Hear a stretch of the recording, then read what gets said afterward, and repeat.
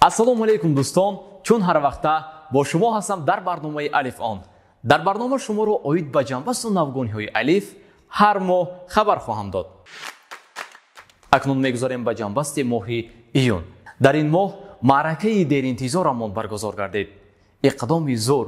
ҳар сол дар аввали тобистон қариб дар тамоми гӯшаҳои канори ҷумҳурӣ баргузор мегардад ки дар ин иқдом ба мизоҷон барои гирифтани насия техникаи маишӣ ва масолиҳи сохтмонӣ шартҳои муфид дода мешавад.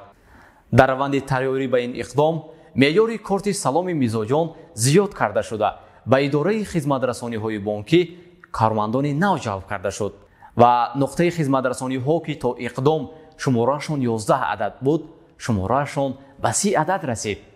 шумораи мизоҷоне ки хизматрасонӣ шуданд назар ба иқдоми пешина 84% бештар шуд. дар иқдоми мазкур кӯшиш кардем ки шарикони зиёдамон молҳои худро тариқи алифшоп фурӯшанд, чунки дар ин тобистони гарм мизоҷони азизамон аз ҷойнишаст харид намоянд. шумораи шариконе ки дар алифшоп молҳои худро ба савдо гузоштанд аз моҳи пешина 12% зиёдтар шуд. ташаккур ба ҳамаи ҳамкорону шариконамон барои меҳнатҳоятон. ташаккур ба шумо мизоҷони азизамон барои дастгирию бовариятон. дар алиф бо ҳамкоронамон мо ҳар гуна чорабиниву мусобиқаҳои варзишӣ мегузаронем то ин ки бо ҳамдигар беҳтар шинос шавем ва бо ҳам наздиктар шавем. дар моҳи июн мусобиқаи футбол баргузор гардид ки дар он 16 даста иштирок карданд. дар охир ҷои аввал ба дастаи шӯъбаи маҳсулотҳо, ҷои дуюм ба дастаи маркази хизматрасонии фосилавӣ ва ҷои сеюм ба дастаи идораи IT муяссар гардид. омур ҳамарӯза ҳам дар идораамон ва ҳам тариқи фосилавӣ ба мизоҷонамон хизмат расонида истодем. мувофиқи нишондодҳои моҳи июн дар офису нуқтаҳои хизматрасонӣ ба зиёда аз 178 000 нафар хизмат расонидем. инчунин 64 000 мизоҷ ба алиф тариқи занги телефонӣ муроҷиат карданд. бо 65 000 нафари дигар мо худамон ба алоқа баромадем. тариқи онлайн чатҳо ба 49 000 мизоҷ ҷавоб гардонидем. дар моҳи июн барои бо QR пардохт намудан ба мағозаҳо бо 29 шарики нав ҳамкорӣ оғоз кардем. инчунин барои ба насиҳат тариқи корти салом бо 50 муассисаи дигар шарикӣ намудем. дар моҳи июн 26 нафар аъзои оилаи алиф гашта ҳоло бошад дар шӯъбаҳои гуногун фаъолият карда истоданд. ҷойҳои кори холӣ дар самтҳои гуногун бисёранд.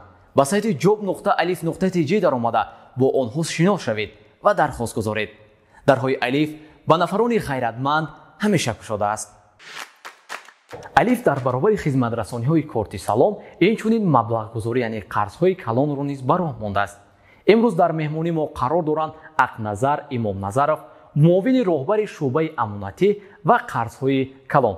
хуш омадед. имрӯз мехостем ба мизоҷон оид ба гирифтани мошин тариқи алиф якчанд суолҳоро посух гардонем. суоли якум: мизоҷон аз куҷо метавонанд мошинро интихоб намоянд? салом Ромиз, ташаккури зиёд. мизоҷонамон метавонанд аз дилхоҳ мошинро интихоб кунанд, яъне аз мошин бозор, аз сайти сомонтиҷӣ, аз дилхоҳ автосалонҳо интихоб карда дархост гузоранд ва мо дар муддати кӯтоҳ дархосташонро дида баромада хулосаро мерасонем ба мизоҷонамон. фаҳмо, барои дархост гузоштан чӣ ҳуҷҷатҳо бояд пешниҳод карда шавад? инчунин агар ки нархи мошин 100 000 сомонӣ бошад, алиф бо кадом шартҳо ва ба кадом муҳлат маблағгузорӣ мекунад? барои дархостро гузоштан аз алиф аз мизоҷонамон маълумотнома аз ҷои кор, агар соҳибкор бошанд, патент, шаҳодатнома ва 6 моҳи охири расидҳо лозим ҳастанд ва дар муддати 5 сол яъне 60 моҳ маблағгузорӣ карда мешаванд ва 30% пешпардохт аз тарафи мизоҷон, 70% дигар аз тарафи бонк маблағгузорӣ карда мешавад. акай Ақназар, айни замон иқдоми мошинҳо дорем. дар ин иқдом чӣ бартариятҳо ҳаст? бале, айни ҳол иқдом дорем дар алиф.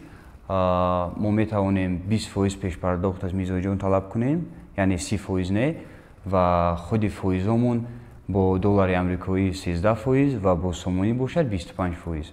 яъне ки муддати 5 сол. бале, муҳлат инашам 5 сол. фаҳмо.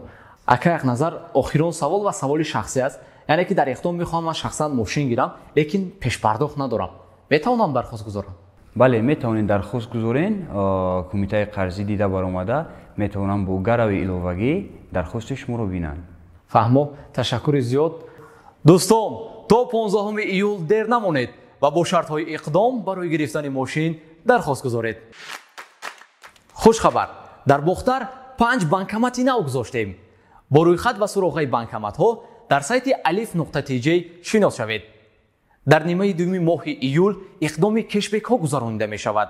هنگام اقدام در مغازه قهوه‌خانه ها با الف موبی پرداخت کرده تا 50% کشبک گیرید. نفرانی که الف موبی را پیوست نکرده اید زودتر پیوست نمایید.